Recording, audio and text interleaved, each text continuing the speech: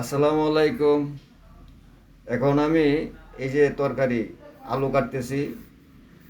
আলু কাটার পরে আলু কাটা পরে এরপরে আলু দিয়ে পাঙ্গাস মাছ এখন পাক করা হবে।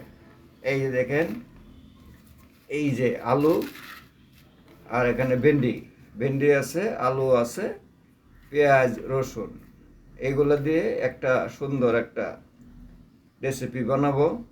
আপনারা দেখতে থাকেন। এই যে এই যে এখন দেখেন, এটা হচ্ছে একটা পাঙ্গাস মাছ।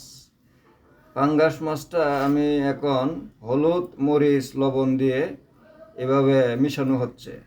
এই যে পাঙ্গাস মাছ, হ্যাঁ, এভাবে হলুদ মরিচ দিয়ে প্রথমে, হ্যাঁ, মিশানো হচ্ছে। এইভাবে মিশানো হচ্ছে পাঙ্গাস মাছ। মাছ মাছগুলো ভাজবো। মাছ, এই যে মাছগুলা, পাঙ্গাস মাছগুলা আমি এখন ভাজবো।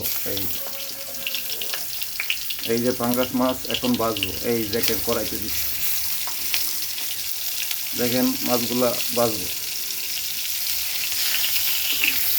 পাঙ্গাস মাছকে সুন্দর করে ভাজতে হবে।